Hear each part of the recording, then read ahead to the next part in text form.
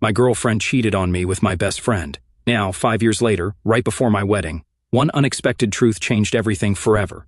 I was 29 when everything pretty much went to hell between me, my ex-girlfriend Jane, and my old roommate and supposed friend Ted. Jane and I had been together for a while and it wasn't perfect, but I never thought anything shady was going on, at least not right in front of my face. Looking back, maybe there were signs, like her laughing a little too hard at his dumb jokes, or hanging out in his room to watch movies on his big TV. But I brushed it off because, I trusted them. Lesson learned, I guess. One night I got home from work, and they were both acting strange, too nice, like they were trying too hard to pretend everything was normal. Jane was offering to make me dinner, which she never did. And Ted was asking if I wanted to go grab a burger or something. It was weird, like they were both guilty and trying to overcompensate, but I didn't think too much of it at the time. I just figured they were in good moods or something, and honestly, I was tired, so I just went with it.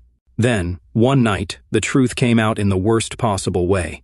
I was dead asleep when my phone buzzed with a text from a mutual friend Kyle at like 2 in the morning. It was a screenshot of a chat where Jane was talking to one of her friends about how she and Ted had been hooking up for months. Months. My head was spinning. I wanted to believe it was some twisted joke, but I knew Kyle wouldn't lie about something like that. He just said, "Dude, I thought you should know," and that was it. I remember just staring at the screen, feeling sick. My hands were shaking, and it was like every happy moment I'd had with Jane and every late-night hangout with Ted just dissolved. I mean, this was the girl I was planning to propose to, and my friend who I'd let crash with us so he could get back on his feet. I felt like an idiot. After a few minutes, I decided to confront them. I stormed out of my room and went straight to Ted's door. I didn't even knock, I just threw it open, and there they were, sitting together on his bed, acting like two guilty kids caught with their hands in the cookie jar. The look on their faces told me everything. Jane stuttered some nonsense about how she wanted to tell me and that it had just happened. Just happened, like I was supposed to believe that kind of garbage. I felt like everything was in slow motion. There was yelling. I don't even remember half of what I said, just that I was furious. Ted tried to act tough, telling me it wasn't a big deal because, according to him, Jane and I weren't working out anyway.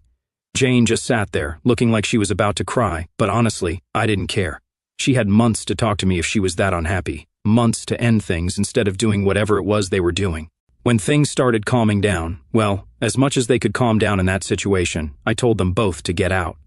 I didn't care where they went, I just wanted them out of my sight. Ted tried to talk to me, saying he didn't mean for things to get this far, like that somehow made it better. Meanwhile, Jane just kept saying she never wanted it to happen this way. It was all excuses, all things they thought would make me feel better, I guess, but nothing they said could fix it. I ended up crashing on a friend's couch that night, just needing to be anywhere but in that apartment. The next morning, after 0 hours of sleep, I decided it was time to leave for good. I went back to the apartment to grab my stuff, and of course, they were both still there. Jane tried to stop me from leaving, going on about how she never wanted to lose me as a friend, which is a joke because friends don't do what she did. I threw whatever I could into bags and boxes, not even bothering to pack things neatly. I just wanted out. Ted stood in the corner, avoiding eye contact like the coward he is. Finally, I was done, and I told them both that I wanted nothing to do with them ever again. Jane looked like she wanted to say something, but I didn't stick around to hear it. I just left and didn't look back. After that, I was done with them, done with the whole scene. I didn't tell our mutual friends what happened because, honestly, I figured they'd find out soon enough. But here's the part that really stung. They didn't care. A few people reached out to say they were sorry for the drama, but when it came down to it, they chose to stay friends with Jane and Ted. I didn't know whether to laugh or be pissed, but it just confirmed what I needed to do. I cut them all off, every last one. I went back to my home state, changed my number, got rid of all my social media, and basically disappeared from that entire friend group. It felt brutal at first, like I was leaving behind everything I knew, but honestly, I knew I had to do it. I was never going to move on if I kept holding on to those people who didn't have my back. So I let go of all of it, and I never looked back, not once. It was hard, especially at first. There were days when I felt like maybe I was being too harsh or letting my anger control me. But every time I'd even think about reaching out, do you remember that night and how they both looked at me like I was the one out of place, like I was ruining some love story they cooked up in their heads? I mean, really, I wasn't the one sneaking around and lying to people's faces. Life wasn't perfect right after that. I went through a rough patch, trying to rebuild things on my own, but slowly, I found new friends, got my career on track, and started moving up bit by bit. I built a life I could be proud of, and eventually I met Ashley. She's everything Jane wasn't. Honest, loyal, and actually respectful of the people in her life. She knew about my past and was cool with how things were. She respected that I'd left all that behind me and never tried to dig it back up. And with her, I actually started to feel happy again. So here I was, years after the fact, engaged to the most amazing woman I could imagine and miles away from the drama. I thought I was free and clear, that I'd put all that baggage behind me for good. But as it turns out, I was wrong. Jane and Ted weren't finished with me just yet. Alright, so I'm finally in a good place, right? After everything that happened with Jane and Ted, I put that mess behind me, cut off all ties, and moved on with my life. I was happily engaged to Ashley and honestly thought I'd close that chapter for good. But it turns out that wasn't going to be the case. It all started with one simple post. I'm not a huge social media guy, but I figured, hey, why not share some good news? So I posted a picture of me and Ashley with a simple caption about our engagement. Just a quick shot of us looking happy, nothing too flashy. I figured it would get a few likes from family and the handful of friends I still keep in touch with. But that's it. Little did I know that post was the spark that would drag all that old drama right back into my life. A couple of days after I posted, I got a random message notification. I glanced at my phone, and there it was, a message from Jane. I almost dropped my phone. After years of dead silence, out of nowhere, she decides to pop back up. I didn't even open it, I just stared at her name, and all those old feelings came rushing back, the anger, the betrayal, everything. My gut reaction was just to delete it, but I sat there for a second, trying to figure out why on earth she'd reach out now. I hadn't thought about her in ages, and I was happy with Ashley, so I didn't need any closure or whatever. I wasn't interested in hearing her side, her excuses, nothing. I'd made my peace a long time ago, so without opening the message, I blocked her. Problem solved, right? Or so I thought. I told Ashley about it that night. I didn't want any secrets between us, especially with something that felt like a weird blast from the past. She just laughed it off and said I did the right thing. Just in case, she blocked Jane too. We both figured that would be the end of it. Jane got her closure or whatever and could move on too. But then the fake profiles started popping up. At first I didn't notice because, like I said, I'm not big on social media, but Ashley was getting weird friend requests from random accounts with 0 posts and some generic profile picture. She's smart though, so she didn't accept any of them. After a few, she started suspecting it might be Jane, and I couldn't help but agree. Who else would be that persistent? It was honestly just annoying more than anything. I hadn't thought about Jane in so long, and now here she was, playing games and trying to get my attention like we were still in high school. Eventually, I just decided to delete my social media entirely. No point keeping it around if it was just going to be used as a way for her to poke at me. I figured if I wasn't online, she'd have no choice but to drop it.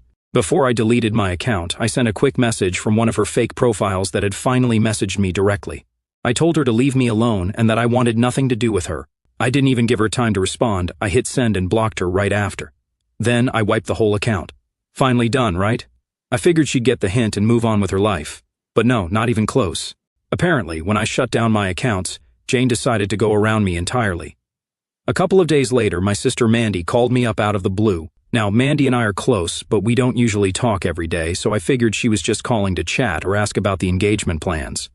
But she sounded serious, and I could tell something was up. I didn't even get a chance to say hello before she just went, "Oh, hey, I need to talk to you about something weird." I'm thinking, great, what now? She starts telling me how Jane had reached out to her, and not just a casual, "Hey, how's it going?" message. Jane apparently went straight into some bizarre story, claiming I had a son. Yeah, you read that right, a son.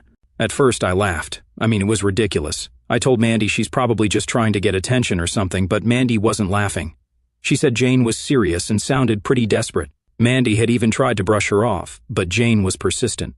She'd sent her pictures of this kid, saying how much he looked like me, talking about how she never wanted to keep this a secret, blah blah blah. I didn't buy it.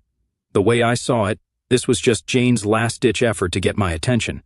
If this was true, she had years to come forward. If this kid was mine, wouldn't she have tried to contact me about child support or at least told me when she found out she was pregnant? It made no sense to me, and I told Mandy as much.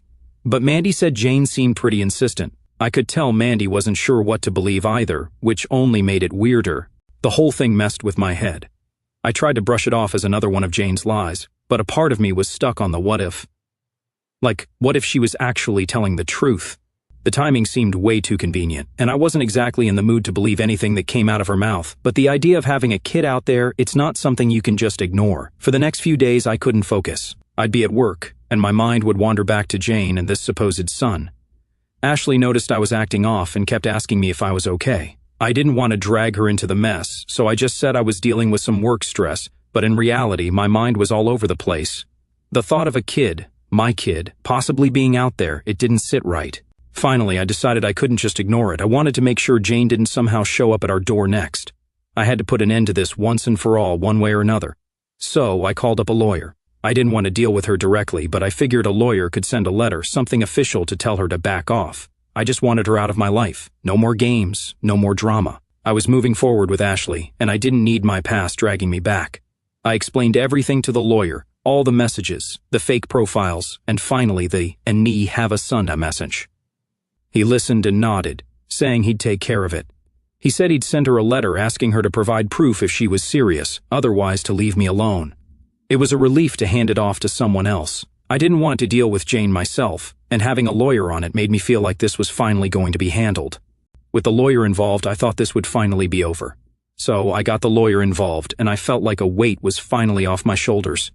I was done with Jane's nonsense, or at least I thought I was. I figured she'd get the letter, and that would be enough to make her back off. But just a few days later, the lawyer called me up saying he needed to see me in person to discuss the situation. I figured he was just going to tell me Jane backed off, so I walked into his office feeling pretty relaxed. He sat me down, didn't say much at first, just handed me an envelope. Inside were pictures, several of them, of a little boy. And I don't know how else to say it, but the kid looked exactly like me. It was eerie, like looking at an old picture of myself when I was younger. Same dark hair, same eyes, even a similar smile. I just sat there staring, feeling a mix of anger and confusion. My lawyer explained that Jane sent him these pictures as proof, along with a note explaining the timeline. According to her, she got pregnant not long after I caught her and Ted together, but she and Ted both assumed the baby was his. She claimed they didn't say anything to me because, they thought Ted was the father and just went on with their lives. It wasn't until later, when they tried to have more kids, that they found out Ted was sterile. Apparently, that's when the doubts started creeping in for them. I'll be honest, part of me still thought this was some elaborate ploy. Jane had never exactly been trustworthy and it just seemed too convenient. But the photos, they were hard to argue with. The kid had features that were just mine. Still, I wasn't going to take her word for it without real proof, so I told my lawyer to get a DNA test arranged. I needed something concrete before I even started to process what was happening.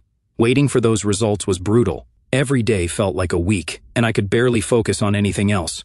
I told Ashley what was going on because I didn't want to keep her in the dark, and she was supportive, but I could tell she was worried. This wasn't just some random drama. If this kid was mine, it was going to change everything. She stuck by me, though, reassuring me that whatever happened, we'd handle it together.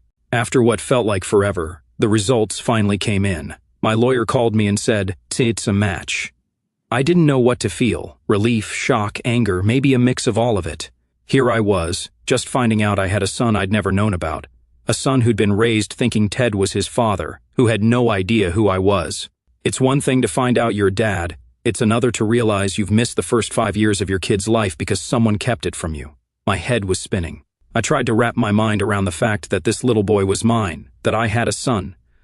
But then, almost immediately, my thoughts went to Ted. How had he gone along with all this, raising my kid as his own while knowing there was a chance it wasn't his? And Jane, she'd had years to come clean, years to at least give me a heads up, but instead, she kept it buried, only coming forward now that she saw I was doing well.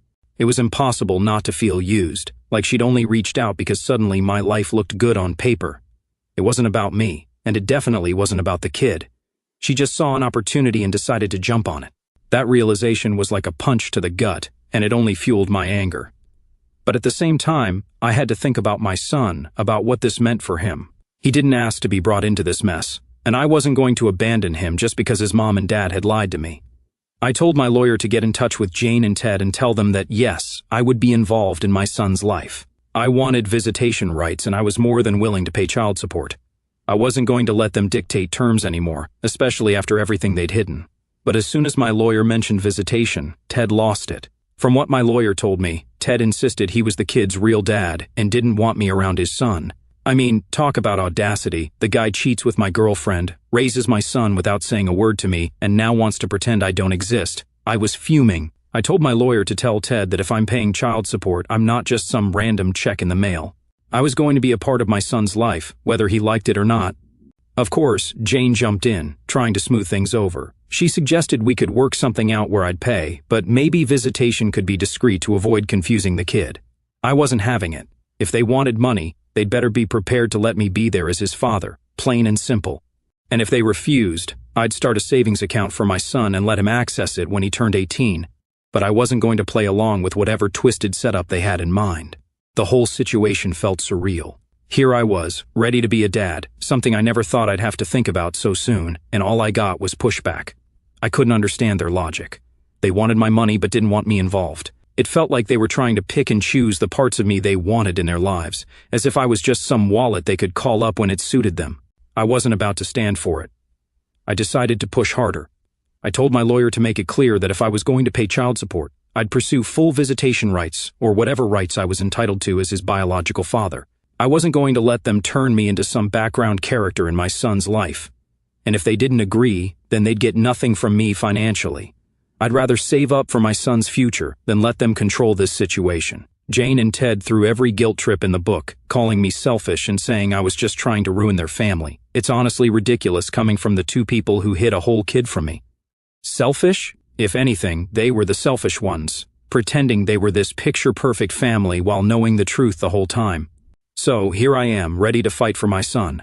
I don't know how this will play out, but I know one thing. I'm not letting them push me out of his life. They may have kept him from me for 5 years, but I'll be damned if I let them keep him from me any longer.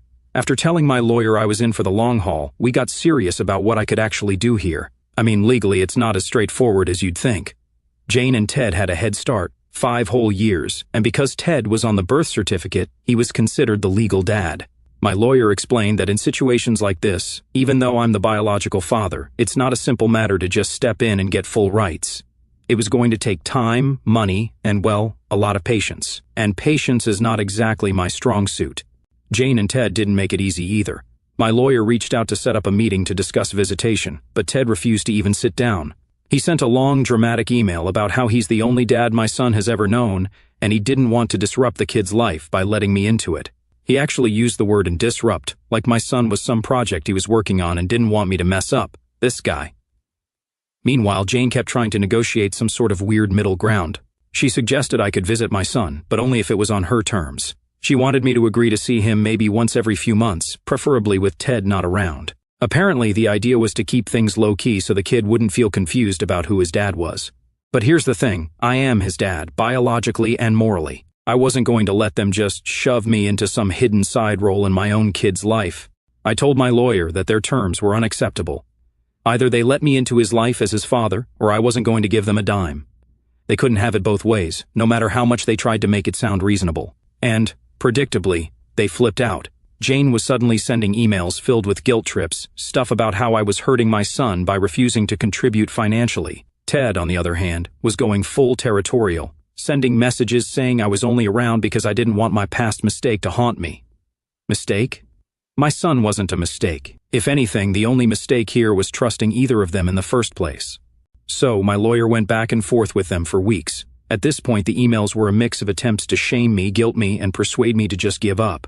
But every time, I'd sit there and think about my son. He didn't know me yet, but I wanted to make sure that when he was old enough, he'd know I fought to be in his life. I wasn't just going to write checks and stand by while some other guy played the role that should have been mine. Finally, after what felt like ages, we managed to get them to agree to a sit-down meeting. It was awkward as hell. Jane showed up first, looking tense, like she was about to face some corporate board or something. Ted walked in a few minutes later, didn't look at me once, just sat down and crossed his arms, like he was doing some sort of silent protest. The energy in that room was so thick you could have cut it with a knife. Jane started talking, going on about how she'd only kept this a secret because she thought it was for the best. For the best? I asked her, barely able to keep my voice steady. How was keeping a kid from his father for 5 years for the best? She stammered through some excuse about thinking Ted was his dad and how she didn't want to complicate things by bringing me into it. Then Ted chimed in, finally deciding to speak, and he was in full-on defensive mode, and I raised him. I taught him to ride his bike. I've been there for every scraped knee, every school project, he said, like I was some intruder trying to steal his kid. The thing is, I get it. He's been there, he's done the dad stuff, but that doesn't change the fact that I'm the biological father, and I deserve the chance to be there too. We argued for hours back and forth until it felt like we were just repeating ourselves. They kept circling back to the idea of what's best for him, but what they really meant wasn't what's best for us. They wanted me in the background, out of sight, just the bank account they could tap into whenever they wanted. They kept throwing in lines like, well, we don't want to confuse him, but the kid's 5 years old. He's going to get curious about me eventually. How long did they plan on keeping this up? Finally, my lawyer stepped in, laying out our terms clearly. If they wanted child support, then I'd have to be allowed regular visitation, plain and simple. Ted looked like he was ready to explode, but I wasn't backing down. This wasn't about them anymore. It was about my son and my right to be in his life. Jane tried one last play, saying maybe we could revisit the idea in a year or two, once my son was more used to things, but I was done compromising. I told them that if I didn't get fair visitation, I'd start a savings account for him instead. He'd have that money waiting for him when he turned 18, and he'd know that I tried to be there. I wasn't going to just fund their family while they pretended I didn't exist. When I said that, Jane's face fell. I could tell she hadn't expected me to be so firm. Maybe she thought I'd fold and just pay up to avoid the hassle, but that wasn't going to happen. I wasn't going to be some distant ghost in my son's life just because it was more convenient for them. I wanted him to know me, to know that I was there and that I cared enough to fight for him. The meeting ended with no real resolution, and it was frustrating, to say the least, but I left feeling like I'd made my stance clear. They knew I wasn't just going to disappear into the background, no matter how much they wanted that. And if they wanted my financial support, they were going to have to give a little too. As I walked out of that room, I felt this mix of anger and sadness. Anger because of everything they put me through, and sadness because, in a twisted way, Ted was right. He'd been there for those years that I couldn't be, and nothing I did would change that. But that didn't mean I was going to give up. I was going to be in my son's life, whether they liked it or not. Walking out of that tense meeting, I felt drained but determined. It was clear by then that Jane and Ted would make this as difficult as possible, but I knew I couldn't just walk away from my son. The stakes were too high, and I wasn't about to let them decide my involvement on their terms. But honestly, the frustration was eating at me. It felt like every step forward got blocked by their stubbornness. A couple of weeks went by and things went mostly quiet. My lawyer and I were still working on getting visitation rights officially lined up, and I was prepared to go to court if that's what it took. I didn't care about the hassle anymore. I just wanted to be there for my son. But then Jane tried another tactic, a message, this time without any legal stuff involved. She sent it directly to me, bypassing my lawyer, which caught me off guard. It was like she was trying to appeal to me personally, hoping to find some common ground or maybe convince me to change my stance. Her message started out friendly, which threw me. She said something along the lines of, "When I've been thinking about things, and I realize this has all been hard on you too." She went on about how she didn't intend to hurt me back then and that, in some twisted way, she thought she was doing what was best for our son. She added that Ted was still having a hard time accepting the situation and felt threatened by me suddenly being in the picture. I'll admit, part of me wondered if she was genuinely trying to make things right, but the other part of me knew better. It wasn't like she suddenly developed a conscience overnight. She'd hidden my son from me for years, let Ted play dad, and only came clean when it was convenient for her. Her message felt more like another angle she was working than an actual apology. Still, I kept reading, wanting to see where she was going with it. Then she dropped what I think was her real point. She suggested a compromise. She said she could see me having a relationship with our son, but only if I agreed to limit it to a few visits a year and avoid telling him the truth about who I was. She called it a chance to keep things peaceful for everyone. She painted it like she was doing me a favor, offering me this tiny role in my own son's life while keeping Ted as the main figure. At that moment, any thought I'd had about giving her the benefit of the doubt went straight out the window. A few visits a year and some silent role? I wasn't about to be a glorified uncle in my own son's life. If she thought I'd be okay with that, she clearly didn't know me at all. I fired back a message that was short and direct. If I'm paying child support, I'm his dad, period. Take it or leave it. She didn't reply, and I figured that was the end of that conversation. A couple more days went by, and just when I thought things were cooling off, Ted called. This was the first time I'd actually heard his voice in years, and to be honest, it sent a rush of anger through me. But I forced myself to stay calm and let him speak. He started by saying he wanted to clear the air and that he thought we could find a way to work this out like adults. I had my doubts, but I kept listening. He admitted that he'd struggled with the whole situation, and that he was trying to come to terms with it. He even threw in some comments about how he respected that I wanted to step up and be involved. But then he got to the real point. He said he was afraid that my involvement would confuse our son, that it might make him feel like he had two dads, which, according to Ted, wasn't healthy for a kid his age. I'll be real, he almost had me with the "let's work this out like adults" angle. But the more he talked, the more it became clear he was just trying to get me to back off. He wasn't interested in finding common ground. He was interested in keeping things exactly how he wanted them, with me in the background. I cut him off mid-sentence and told him straight up, if I'm going to be paying, I'm going to be a part of his life. I'm not here to make things easy for you or for Jane. This is about my son. Ted tried to jump back in, saying something about how I was ruining a family, but I wasn't having it.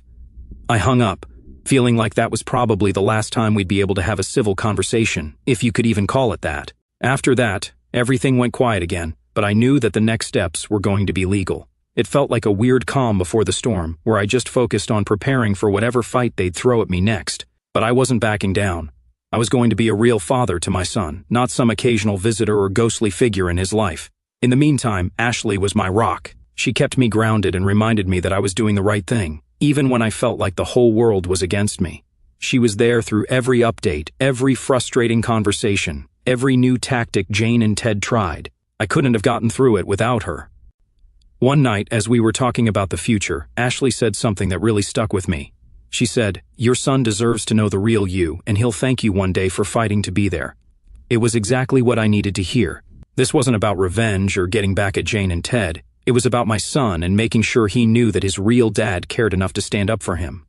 So, here I am, still fighting, still waiting for the legal process to play out. I don't know how long it'll take or what obstacles they'll throw at me next.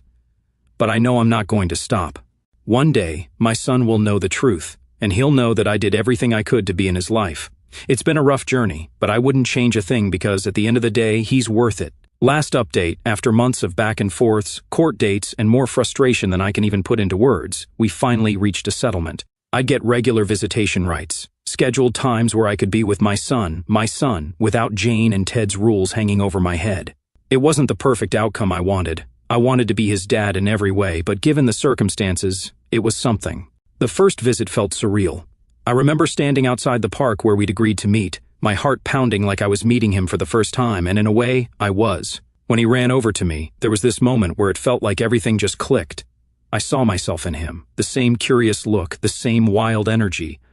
I don't think I stopped smiling the entire time. We played, talked, and laughed, and he showed me all the things he loved, just like any regular kid. And for that hour or two, it felt like I was a part of his life, like I was his dad. It's not easy. I still have to see Jane and Ted, still deal with the boundaries they put up, and sometimes I leave feeling like I've barely scratched the surface of knowing him. But each visit, I feel like he's opening up to me a little more. I'm not just some stranger anymore. I'm his dad, and he knows it, even if he doesn't fully understand it yet. And as for Jane and Ted, they're doing their own thing. I think they're finally starting to accept that I'm not going anywhere, that I'm a permanent part of this kid's life, whether they like it or not.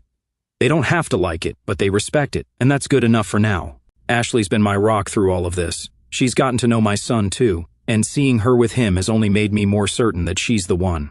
We're planning our wedding, and while I can't be the dad to him full-time yet, I've got this dream of one day having him there by my side, maybe as my best man when he's older, standing next to me as a real part of my family. It's not a fairy tale ending. I won't ever get those first 5 years back, but every visit, every laugh, every time he calls me a dad, even in his own little way, it makes the whole fight worth it. And maybe one day, when he's old enough, I'll tell him the whole story. Not to make him pick sides, but so he knows that, from the very start, I fought to be there, and I'll keep showing up for as long as he'll have me.